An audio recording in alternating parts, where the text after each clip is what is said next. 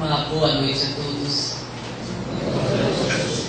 É uma grande alegria estarmos aqui com vocês na noite de hoje. Até porque essa é uma terra muito grata ao meu pai, recém-desencarnado, e ele gostava muito de estar aqui no Espírito Santo. E meu irmão passou a residir aqui também. Então, a gente fica um pouquinho abandonando a terra. De maneira que estamos felizes de participar do evento de hoje. Nós somos espírito ou somos matéria? Espírito ou matéria? Tem certeza? Os dois. Absolutamente. É muito comum a gente responder assim: somos espírito. Sendo que o livro dos Espíritos faz um comentário interessante. Se nós somos espírito, a raiva, quem sente? O espírito ou o corpo? O espírito? Tem certeza? Se é o espírito, tem um fenômeno muito interessante que acomete algumas pessoas.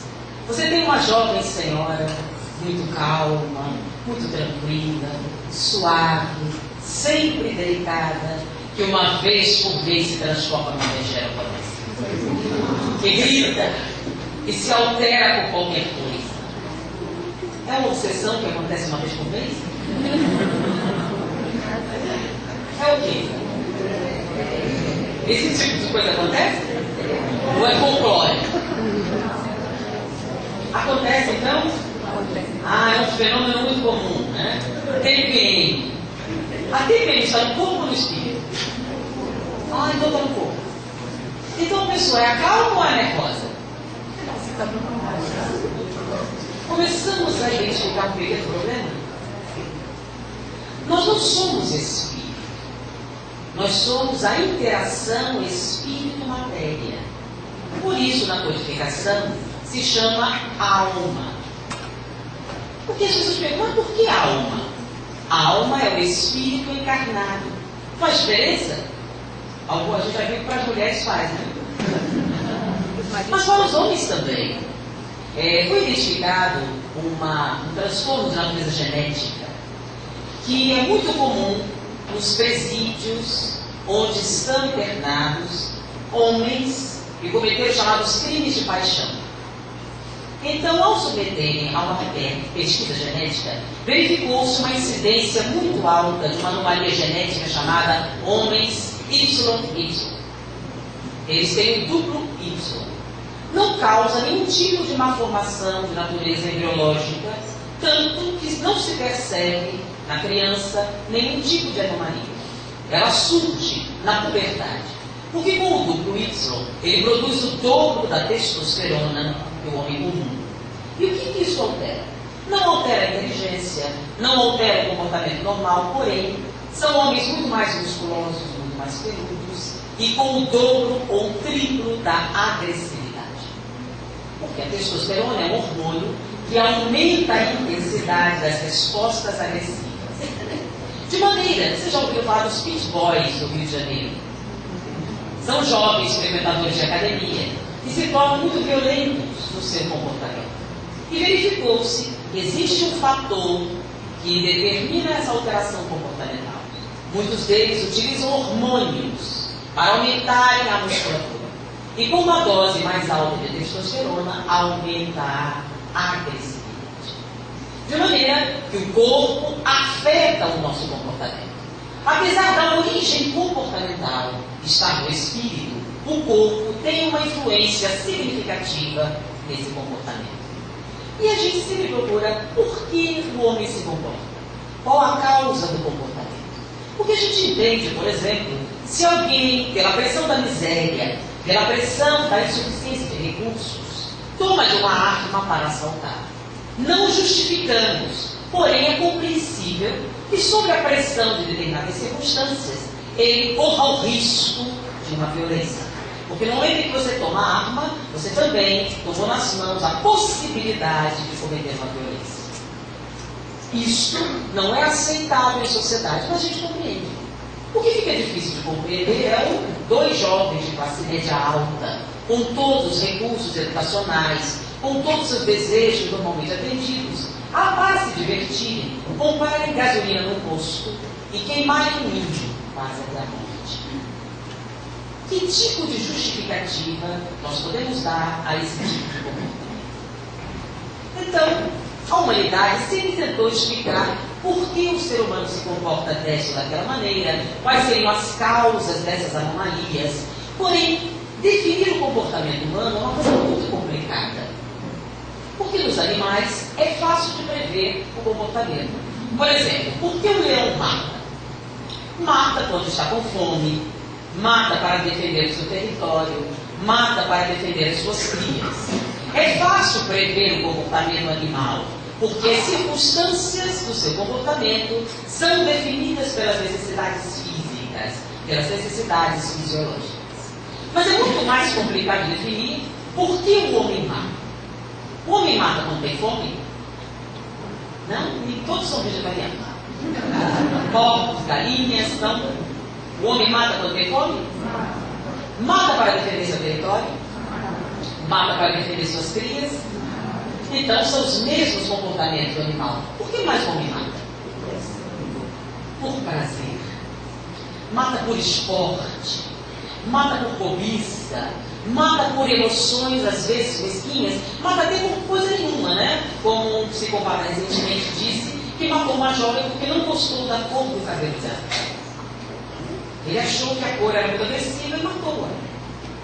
Então, justificar o comportamento humano é muito mais complicado. Mas a ciência tenta, principalmente a psicologia, que estuda os fenômenos da alma, que é o espírito encarnado. Então ela tenta, então, justificar o comportamento humano. Já vimos que as necessidades físicas é o principal impulsionador do comportamento. Porém, o ser humano tem algumas características diferentes. Por exemplo, o João de Barro, ele constrói uma casinha, não é verdade? Casinha de barro. Muito bem feita. Porque não é tão fácil assim construir uma casinha de barro. Você tem que pôr a proporção certa de barro, de palha, de água. Se você botar mais palha do que barro, a casinha desaba. Se for mais barro do que palha, ela racha. Então tem a proporção certinha de barro. Como é que o João de Barro aprende? Não aprende. Ele nasce sabendo. A informação está contida no seu código genético.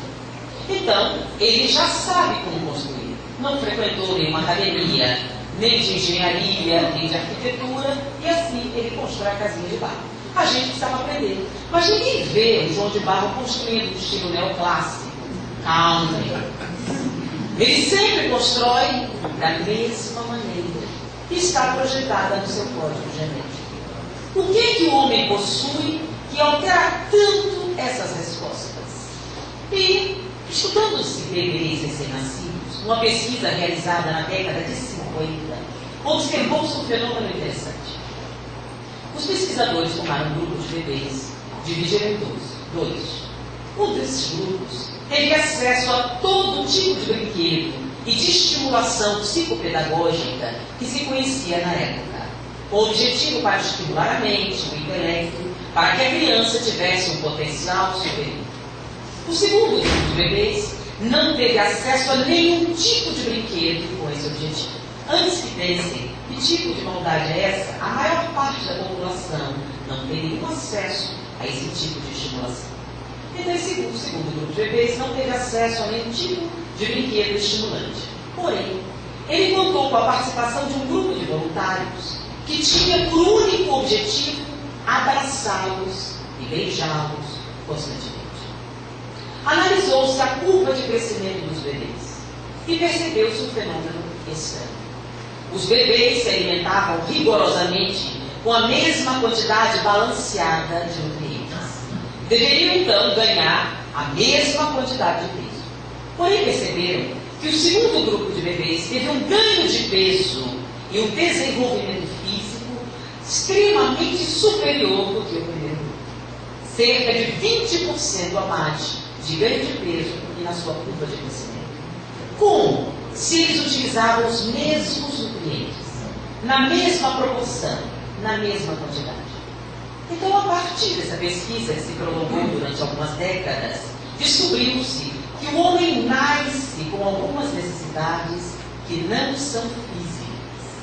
São as chamadas necessidades que crescem junto com o ser humano, nascem com ele. Então, além de comer, beber, aquecer-se, o homem nasce com a necessidade de afeto, de aceitação, de satisfazer a sua curiosidade, de satisfazer a sua criatividade. Isso é uma coisa interessante. É comum a gente pegar o jornal e ver uma oferta de emprego. Precisa-se de funcionário que tenha iniciativa, que seja dinâmico e criativo. É comum. É estranho esse tipo de pedido. Normal, né? Só que tem um problema. Os seres humanos nascem com iniciativa, dinâmicos e criativos. Como é que você pede, então, que um funcionário seja assim? Por quê? Se há necessidade de você pedir um funcionário assim, é que alguma coisa aconteceu no meio do caminho e que você perdeu essas características que são inatas. Como é que isso acontece? Acontece ao longo do caminho, quando algumas necessidades básicas não são satisfeitas. Porque se você não nutre a criança com o necessário, ela irá desenvolver alterações de comportamento. Da mesma maneira, quando você não atende totalmente às necessidades psíquicas, pode desenvolver alterações no comportamento. Por exemplo, nós temos o Joãozinho, que vai à escola, e a professora distribui papel e lápis e pede para desenhar uma flor. E o Joãozinho desenha a flor, sendo que nessa flor uma pétala de cada cor. Aí a professora chega: Joãozinho, você alguma vez já viu uma flor com uma pétala de cada cor? Não, professor. É porque não existe, Joãozinho. Uma flor tem uma cor só. Você escolhe e pinta assim. Ok, professor? Na segunda vez, ela distribui também papel e lápis e pede para desenhar o céu. E ele desenha um céu multicolorido. E ela pergunta: Joãozinho, você já viu um céu multicolorido? Não, professor. É porque não existe. O céu é azul se for de dia e negro se for de noite. Entendeu, Joãozinho? O problema é que o pai do Joãozinho mudou de vida, ganhou mais, mudou de bairro. E Joãozinho agora foi para a escola construtivista, baseada nas técnicas de Montessori, de Piaget. E lá, ele recebe papel e lápis e a professora pede que desenhe uma árvore. E ela percebe que o Joãozinho não está desenhando. Ela pergunta: por que, Joãozinho, você não está desenhando a árvore? Estou esperando a professora dizer como que é a árvore. O que foi que o Joãozinho aprendeu ao longo da sua vida curta? Que a criatividade não é uma atividade socialmente aceitável. E assim, ao longo do caminho, a gente aprende muitas outras coisas. Por exemplo, tem uma fase na criança que é muito complicada para os pais. É a fase dos porquês, né? Mas por quê? Mas por quê? Mas por quê? Mas por quê? Por quê? E isso se multiplica ao infinito, né? Quem já passou por essa fase? Então tudo é por quê? Porém, a curiosidade é uma necessidade natural do ser humano. Inclusive, nos nossos parentes mais próximos, os orangotangos, é uma marca característica da espécie, que nós herdamos. Então, a curiosidade é uma necessidade psíquica do ser humano que nasce com ele. Então, quando você não atende essa necessidade, quando ela começa a encher muita paciência, e toma uma bofetada, ela aprende que a curiosidade não é uma atividade socialmente aceitável. A obediência é extremamente importante, a ponto da criança ficar bem quietinha esperando que papai e mamãe vão mandar fazer, não é verdade? Não seria uma criança maravilhosa? Você põe ela no lugar e fica ali esperando até você tirar ela da situação. Uma amiga minha, estávamos conversando num evento, quando ela: meu Deus, esqueci meu filho. Esqueci aonde? Na escola? Não, esqueci ele de castigo. E ela voltou e ele estava na parede de castigo, ele tinha esquecido. Ele estava ali há mais de uma hora, virado para a parede de castigo. E ela esqueceu. Ainda bem que lembrou, já pensou se ela não lembrasse? Mas o que me impressionou, porque a criança tinha 6 anos. E ela ficou ali parada de castigo, sem se mover. E aí ela cresce, fica adulta, chega no emprego novo e fica bem quietinha, parada, esperando alguém dizer para ela o que tem que fazer. E a gente acha ruim. Porque não tem iniciativa, não é verdade? Não tem opção que a gente acha necessário para galgar postos. Bom, a gente fica satisfeito, a gente quer criança obediente ou quer dinâmica? Quer com iniciativa ou que não incomode muito? O que a gente quer? E não identificando essas características do ser humano, a gente começa a criar pequenas alterações no comportamento que vão se somando. E o problema é definir o que é um comportamento normal. O que é normal? Né? Por exemplo, você está com a sua família passeando no zoológico e o tratador esquece a jaula do leão aberta. Escapa o leão e come sua sogra. Ele se comportou bem ou se comportou mal?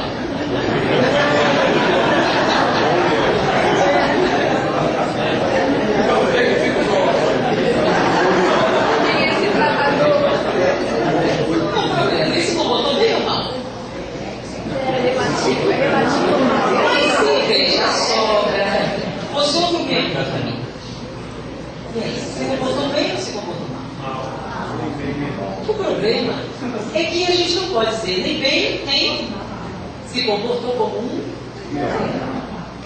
Por que a gente não pode dizer se ele se comportou bem ou mal?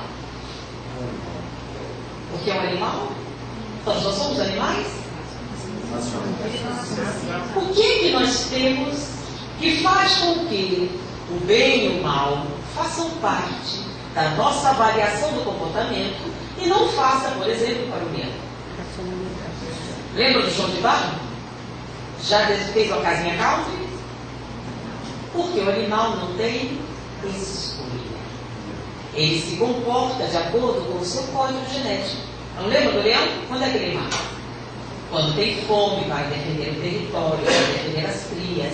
Se você tiver a sorte de chegar perto do leão, que não se sinta ameaçado, não esteja com fome e não tenha crias, você vai poder, inclusive, fotografá-lo de perto sem que ele se manifeste. Inclusive, há especialistas que levam os turistas para fotografar os leões e falam sobre essas características. Mas o homem é a mesma coisa? No momento em que você adquire a liberdade de escolha, no momento em que você tem independência, no momento em que você adquire o chamado livre-arbítrio, aí o conceito de bem e de mal começa a fazer sentido. Porque se você não está tolhido em suas escolhas, se você tem a liberdade de escolher os seus caminhos, você pode escolher com sucesso ou não. O que seria então um comportamento bom e um comportamento mau diante da sociedade? Porque é um problema de definir o que seria um bom comportamento e um mau comportamento. Então fala-se que a moral trata do comportamento. O comportamento chamado moral e o comportamento chamado imoral. Mas quem é que diz se o comportamento é bom ou é mau? Por exemplo, usar calça comprida em 2011 é imoral? Mas em 1810? Então o que torna um comportamento bom ou mau? A estrutura social. Então a moral é fruto do quê? De determinados processos culturais, processos sociais, e varia com o tempo, com a sociedade, com a cultura. De maneira que o que é moral em um local pode ser imoral em outro. Por exemplo, a pena de morte no Brasil é moral ou imoral? Porque o nosso background é católico e, diante disso, a pena de morte se torna para nós um fenômeno imoral. Mas no Texas, nos Estados Unidos, é moral ou imoral? Perfeitamente moral, segundo eles dizem a Bíblia, que prega olho por olho, dente por dente. De maneira que é difícil definir, então, o que seria um bom comportamento e um mau comportamento, sabendo que a sociedade tem respostas diferentes. Por exemplo, o adultério não está mais criminalizado no Brasil, porém a mesma coisa no Afeganistão. Então lá, o adultério para as mulheres provoca a pena de morte por apedrejamento. E os homens pagam uma multa.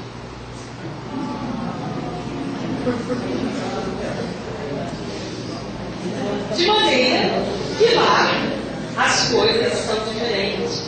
Por quê? Porque para eles são as mulheres que provocam esse tipo de mal. Porque elas têm uma parentela muito próxima com o demônio. Porque foi através delas que o mal entrou na terra. Por conta disso, cada vez que um homem tem um mau pensamento, a culpa é da mulher. Por isso, aquela proteção tão intensa para os homens. Para que eles não tenham maus pensamentos. Mas se tiver, mesmo assim, a culpa é da mulher. Alguma coisa ela fez. Então, no adultério, a responsabilidade é sempre das mulheres, lá no Oriente. Então, diante disso, o comportamento, ou o mal, tem uma certa discussão. Porém, existe alguma coisa básica que define o que seria um bom ou mau comportamento? Então, a psicologia tenta definir o que seria um comportamento normal. Já que o bom e mal são fenômenos de natureza social, ela tenta então identificar o que seria um comportamento normal, um comportamento saudável. E aí tenta identificar que motivo leva você a comportar-se. Porque o que seria comportar? Comportar é agir, fazer coisas. O oposto de comportar-se é vegetar, né? Quanto tempo a gente consegue imitar a nossa samambaia? A gente oferecer $100. O que uma samambaia faz? Absolutamente nada. Ela fica parada sem fazer coisa alguma. Então, quando alguém fica parado sem fazer coisa nenhuma, sem nenhum tipo de ação, a gente diz que está em estado vegetativo. Ele está imitando o vegetal. Então, comportar é agir. O que nos leva a agir? Então, a gente oferece um bom dinheiro sem imitar uma samambaia. O que faria você deixar o comportamento vegetal? Suas necessidades fisiológicas. Nós já vimos. Então, necessidades físicas levam o homem a comportar-se. Mas como é que funcionam essas necessidades? Toda vez que você tem fome, é uma sensação agradável? Fome. Fome razoável. É gostoso ou não é? É uma sensação desagradável. Por que você tem essa sensação desagradável quando você tem necessidade de nutrientes? É porque no momento em que o cérebro identifica a deficiência de determinados nutrientes, ela produz determinados neurotransmissores que provocam o aparecimento de neuropeptídeos e eles provocam sensações desagradáveis no corpo físico, com o objetivo de forçar você à ação para obter a satisfação daquela necessidade. Então, digamos que você está sob a pressão da fome e morde uma maçã. Qual a sensação? Você está com muita fome e morde uma maçã deliciosa, geladinha, que você pegou na geladeira, e você morde. Qual a sensação? Dor no dente. Muito agradável, né? Mas por que você tem essa sensação tão agradável se a maçã nem chegou no estômago ainda? Se ela não chegou no estômago ainda, a fome, a necessidade de nutrientes não passou. Mas o que passou naquele instante? A fome. Porque a fome não é a necessidade de nutrientes. A necessidade de nutrientes é que provoca a fome. Logo, a necessidade de nutrientes é o processo físico. A fome é um processo de natureza psicológica, que é decorrente dessa necessidade de nutrientes. Peraí, não entendi muito bem. Agora vocês vão entender. Você chega em casa, está com fome e come um pedaço de bolo, de chocolate. Você come o bolo, estava delicioso. Você terminou de comer e a fome não passa. Você continua com fome. Aí come o segundo pedaço de bolo.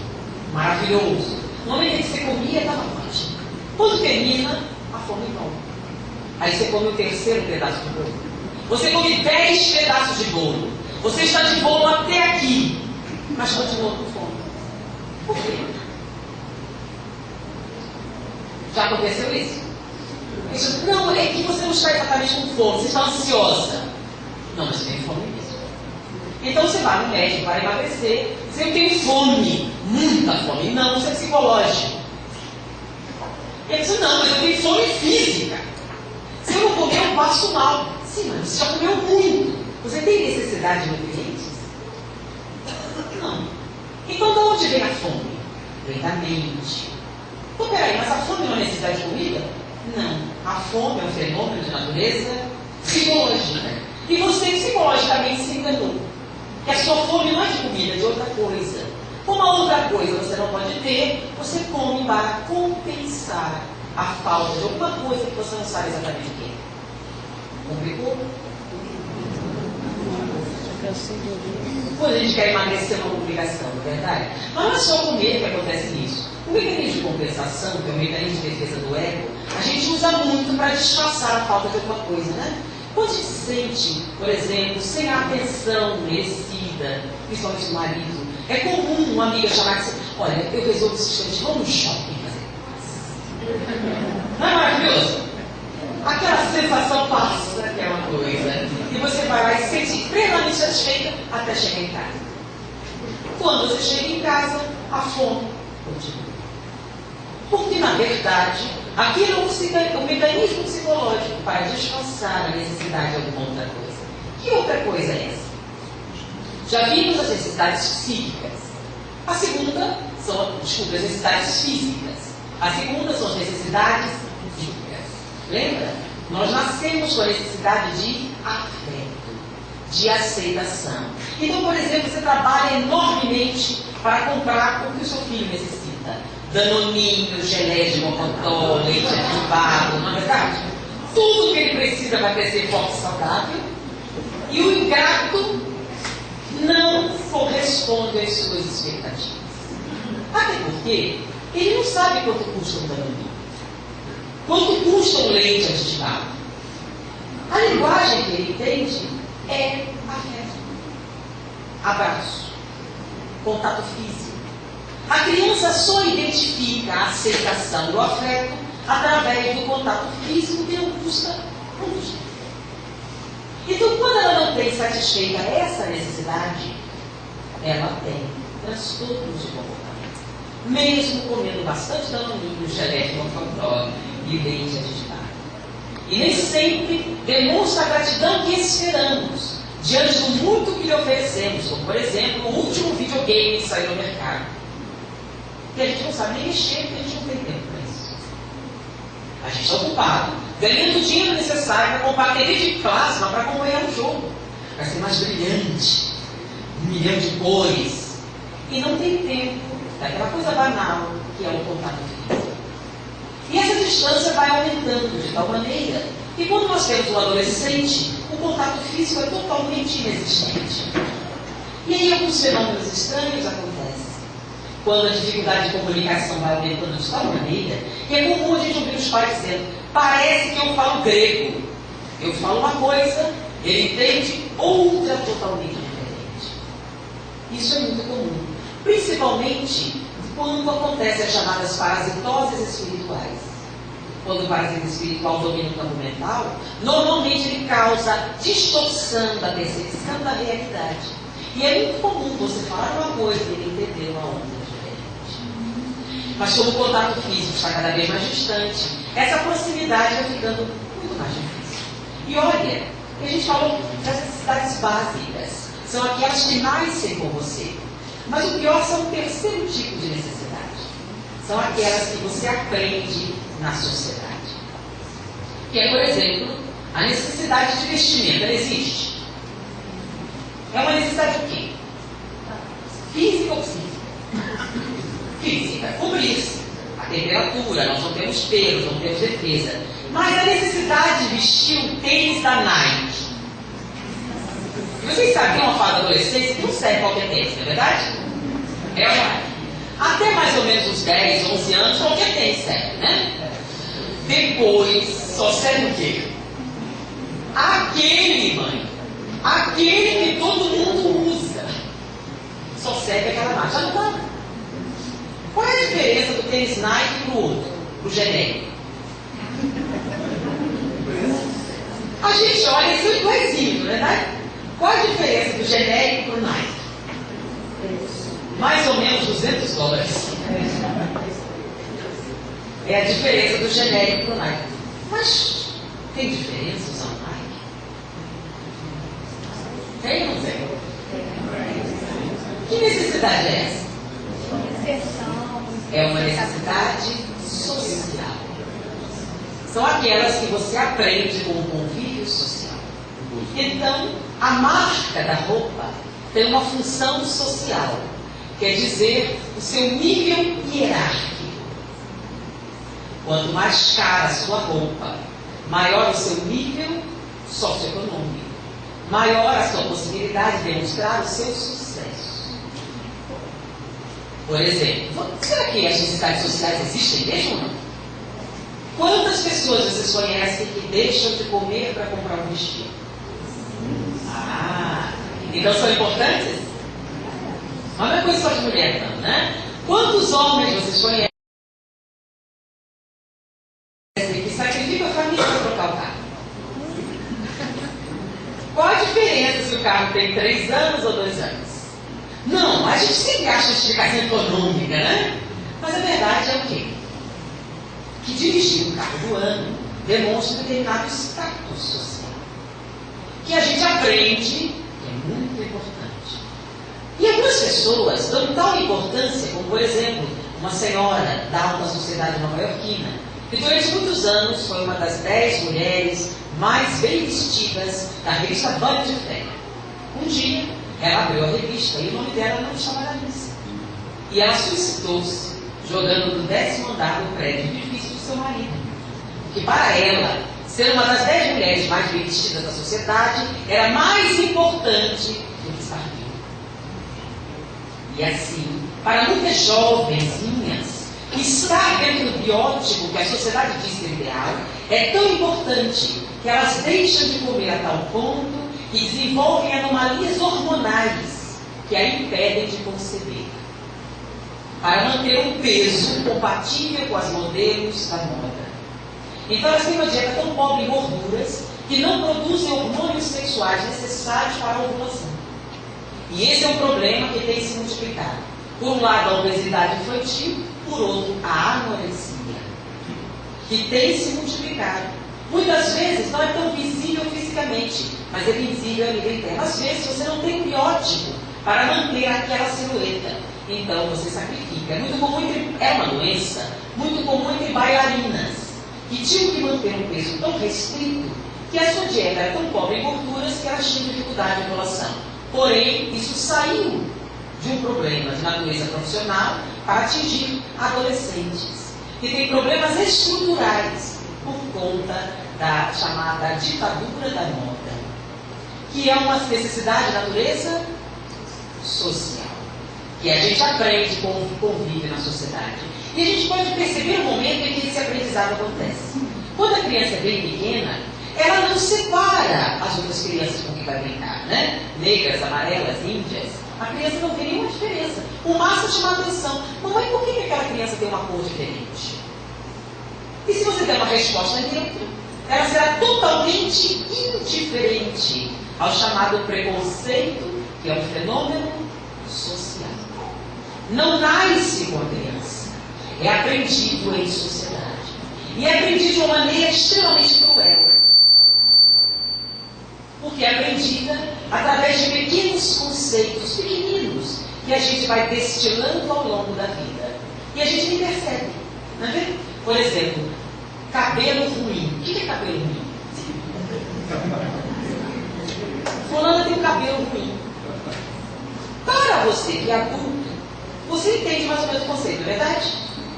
Mas o que significa isso para uma criança de 4 anos? Que esse cabelo é mau. E cabelo bom é o cabelo aceitável. Cabelo ruim é o cabelo mau. Então, aos poucos, a gente começa a destilar dentro da criança a inconformidade com os processos naturais. A inconformidade com o que a natureza lhe ofereceu. E sem perceber, nós vamos deixando entrar no seu interior os preconceitos que dão origem às diferentes formas de comportamento e segregação social. E isso aos pouquinhos. Por exemplo, diante da necessidade e aquele mal-estar da fome que impulsiona você para um comportamento, tem um outro fenômeno que é muito comum. É quando você não atinge a satisfação. Por exemplo, você está com muita fome, chega em casa e o jantar não está pronto. Aí, você vai ter que esperar. Qual a sensação que dá? É bom ou ruim? Pior do que a fome? Pior. Tanto pior do que a fome que ela recebeu um nome especial. Toda vez que a sua necessidade não é satisfeita por demora, por impossibilidade, por conflito, ela recebe um nome especial chamado frustração. Então, o que é a frustração? É quando a sua necessidade não é satisfeita naquele momento em que você quer. Vai ter que esperar. Isso gera um mal-estar significativo. Porque além da necessidade, você acrescentaria a energia que foi produzida com o objetivo de satisfazer a necessidade. Então a frustração é muito desagradável. E como é que normalmente o ser humano lida com a frustração? Agressividade, não é verdade? O jantar não está pronto. Dentro de 5 minutos. Eu saio o dia inteiro, chego em casa e o jantar não está pronto? Você não tem... E a gente, por que ele fez isso? Ele não gosta da mulher? É falta de amor? Não, é o quê? Está com fome, coitado. É a fome. Isso fez com que ele se comportasse de maneira agressiva. Difícil entender isso. Difícil, né? E olha como é que ele aprendeu. Sabe como é que ele aprendeu a fazer isso? Quando ele era pequenininho, tropeçou, bateu a cabeça na porta. E dói. É desagradável para a criança, não é verdade? É uma frustração. Aí a mãe faz assim: porta má, porta má, porta má. E a criança aprende o quê? Que uma maneira excelente para lidar com a frustração é agredir o objeto da sua frustração. Não é? Chutar o balde. Não foi assim que a gente aprende? Por quê? Funciona? Funciona. Porque na hora que a criança bate na porta, ela para de gritar, de chorar e acalma. Sabe por quê? Porque aquela energia que você acumulou na frustração, você extravasa durante a agressividade e sente um enorme alívio da frustração. Ok, tudo bem quando você tem 4 anos. E quanto a sua mulher vai aguentar de agressão? Outra coisa, o pior é um fenômeno interessante. A agressão direta, coitado, fome, né? Mas tem um outro porém. Mesma situação. Chegou em casa. O jantar está pronto? Não, dentro de 5 minutos. Aí ele grita, é agressivo, é grosseiro. Só tem um detalhe. Antes de chegar em casa, ele parou na esquina e comeu 2 pastéis. É tanta fome assim que ele está sentindo? Não, é que no trabalho ele sofreu uma advertência do chefe. E ele teve que sorrir, não é verdade? Porque se o chefe disser, você vai fazer o quê? O senhor tem toda a razão. Claro. Foi um equívoco da minha parte, isso jamais acontecerá. Mas você ficou feliz? Claro que não. Bom, você pode agredir o chefe? Você não é bobo. Você vai para casa e agride a mulher. Chama-se agressão deslocada. E é comum a gente fazer isso, não é verdade? Teve uma outra situação, a filha chega ao pai: papai, posso ir ao baile? Não. E ela sai normalmente. Vem um irmãozinho cruzando o corredor, tropeça nela, ela cai na bofetada. E ela pergunta: por que você bateu no seu irmão? Porque ele me machucou. Foi por isso? Não. Foi porque, não podendo agredir o objeto da sua frustração, ela agrediu o primeiro que passou. O nome disso é agressão deslocada. Quantas vezes o nosso cônjuge tem que pagar por causa do chefe?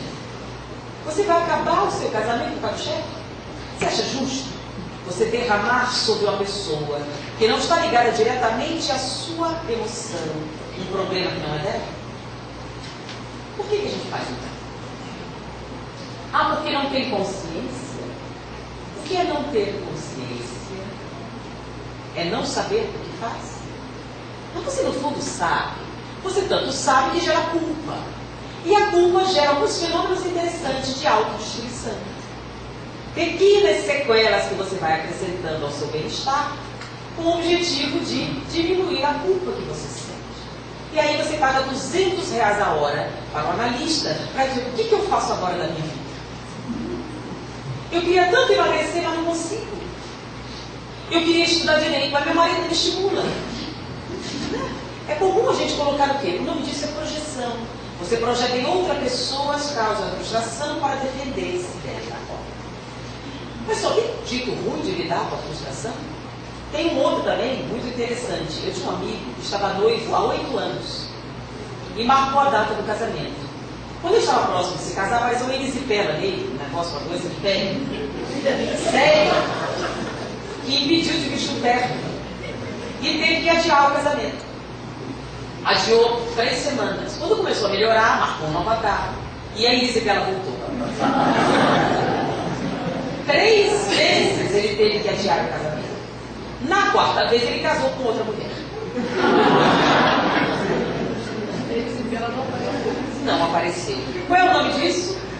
Fuga. Incapaz de tomar a decisão de terminar o noivado e as complicações decorrentes disso, frustração, no mecanismo de defesa ele criou uma fuga. Você tem que fazer uma prova de uma dor de cabeça terrível e não pode ir. Ou uma dor de barriga, ou um processo de natureza fisiológica para escapar de enfrentar uma situação potencialmente frustrante. Outra situação, o jovem chega em casa, tarde da noite, começa a subir objetos, os vizinhos reclamam, e de repente chega a polícia para prendê-lo por porte de drogas. E a mulher, como isso aconteceu? Eu pergunto, é burro?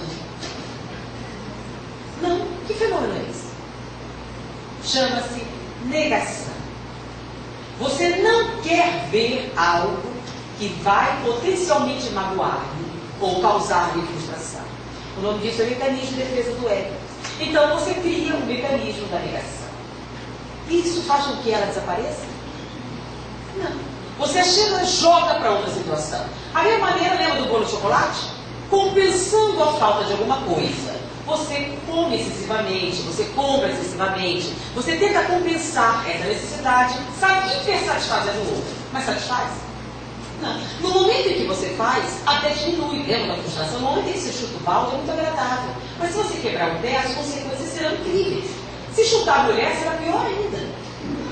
Eu sugiro que não faça esse tipo de experiência para aliviar a frustração. Não tem um jeito bom de fazer isso? Tem. Como a frustração é uma energia poderosa, tem gente, em vez de chutar o balde, usa essa energia e joga toda ela em determinadas áreas cerebrais específicas. Como, por exemplo, essa que você já ouviu. Quanto mais difícil, mais gostoso. Já notaram? Tem gente assim? Quanto mais complicado, mais a pessoa se esforça. Porque em vez de chutar o balde, desperdiçar aquela energia, ela pega e joga e transforma a frustração em estímulo. Ela está conseguindo? Com certeza. Então toda a frustração que ela sente, ela joga em determinadas áreas e transforma em atitude, transforma em estímulo. Tem outras, então, que são interessantíssimas. Está acontecendo uma crise. Chama fulano. Por que é aquela crise? Porque é o momento em que ele pega aquela energia, joga no lobo frontal e transforma em criatividade. Ele pega a crise, tira o S e cria.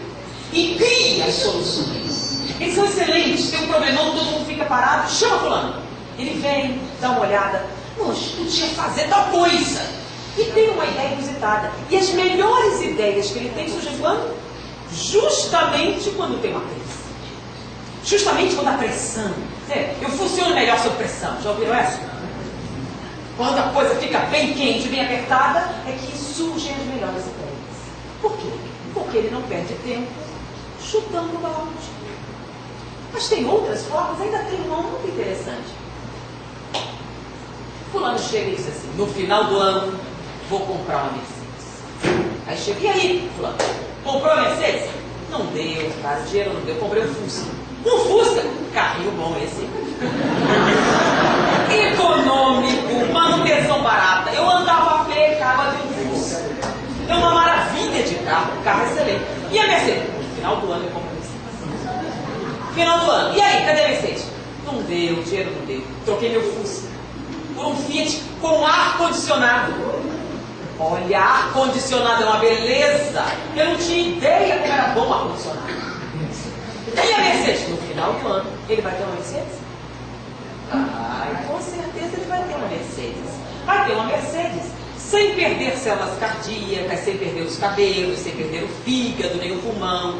Por quê? Porque em vez de perder tempo chutando balde, ele usa uma maneira de lidar com a frustração chamada mudança de metas.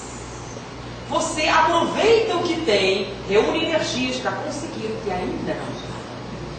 Em vez de chegar, não tenho como comprar um carro e dando a chorar. Ajuda? Não. Mas você alterar as metas paulatinamente para alcançar seus objetivos normalmente produz o quê? O êxito. Quantos de nós nos identificamos com alguns desses aspectos. Quantos de nós sabotamos a própria existência? Porque ser feliz não é um estado, é uma forma de ser, uma forma de viajar. Porque as frustrações fazem parte da existência humana. A primeira que você tem é quando sai da barriga da mãe e vai ter que respirar. E vai ter que comer. Fome.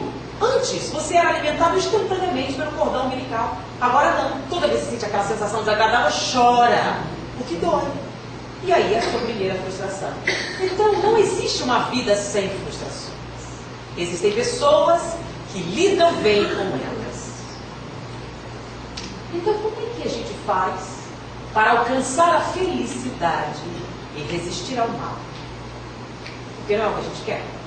Ser feliz e superar o mal. Que sejam as doenças, que seja o sofrimento, que seja a angústia, a depressão, os transtornos de natureza psicológica. O que a gente precisa fazer para alcançar essa situação? E é uma pergunta importante para a humanidade. Tão importante que Allan Kardec fez no Livro dos Espíritos para o mundo espiritual. Pergunta 919. O que fazer para alcançar a felicidade e resistir ao mal? Resposta dos Espíritos. Um sábio da antiguidade evoluiu disse: conhece-te a ti mesmo. Não disse que era seguir Jesus, nem que era orar. Conhece-te a ti mesmo. Mas isso não é fácil. Tanto que a gente tem que pagar o analista R$200 a hora para ele ajudar a gente a entender por que a gente faz as coisas. Então, Allan Kardec também achou complicado. Sim. Reconhecemos a sabedoria dessa máxima. A dificuldade consiste justamente em que fazer para autoconhecer-se. E vem, porque para mim é uma das mais lindas mensagens da codificação, que é de Santo Agostinho, que começa mais ou menos assim: fazei o que eu fiz quando eu vivi na Terra. E ele começa a descrever todo o processo que ele, em vida, fez, realizou para alcançar essa realização. Porque Santo Agostinho, antes de converter-se ao cristianismo, ele foi uma pessoa de vida desregrada, uma pessoa de comportamento extremamente dissoluto. Converteu-se ao cristianismo e se viu diante da dificuldade de domar suas tendências negativas, os vícios que ele havia adquirido numa vida, 30 anos praticamente, de vida com objetivo de prazer. E de repente ele tinha que ter uma vida virtuosa. Então, diante das dificuldades, ele teve um método que ele descreve no Livro dos Espíritos. Que eu não vou descrever aqui, vocês podem comprar, tem uma livraria, não é verdade? Então, ali tem uma receita de bolo.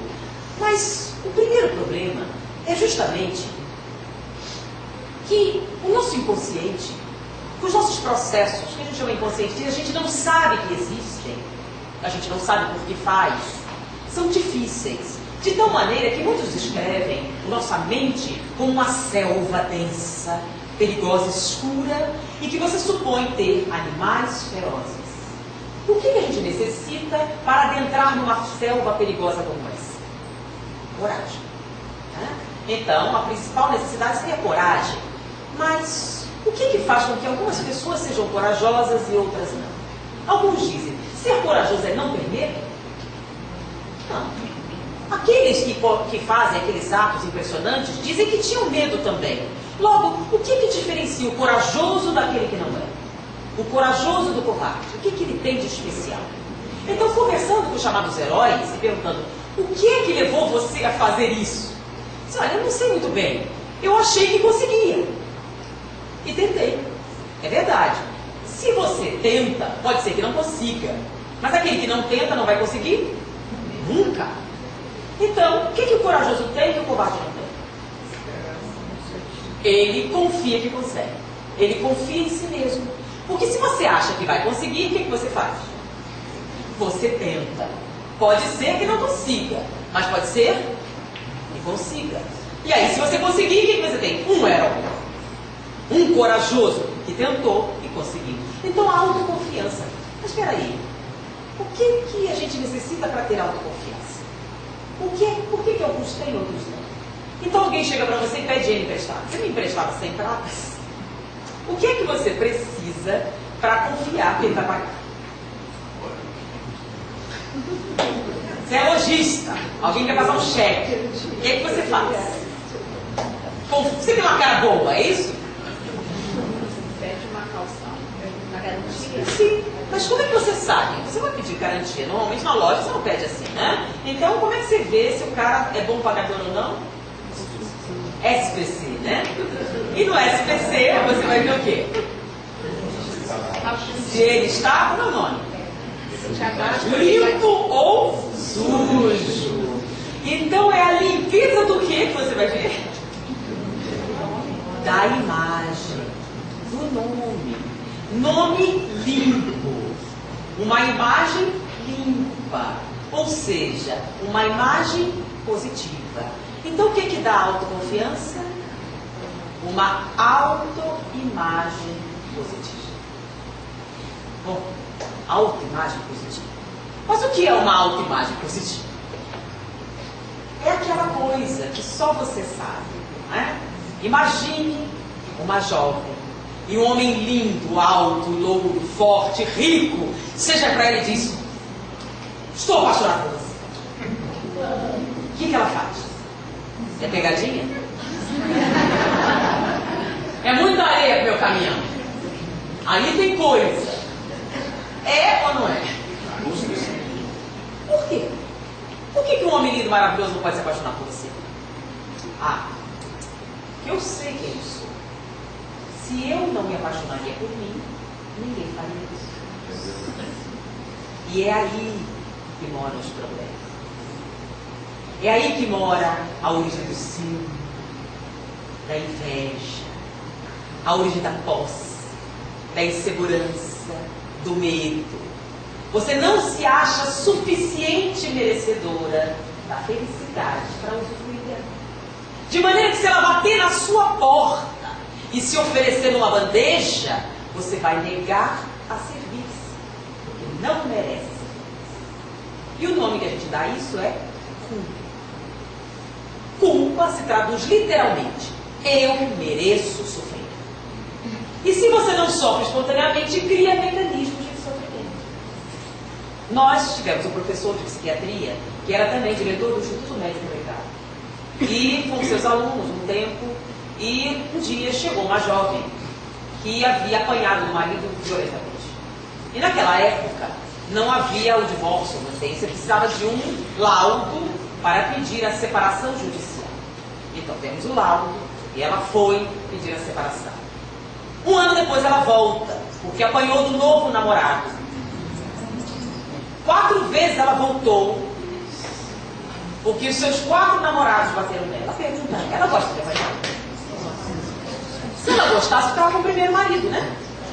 Tanto não gostava que ela separou-se várias vezes. A pergunta é a seguinte: todo homem bate em mulher? Qual o problema dessa jovem? É que se ele entrar numa sala com 100 homens, ela vai se aproximar de quem?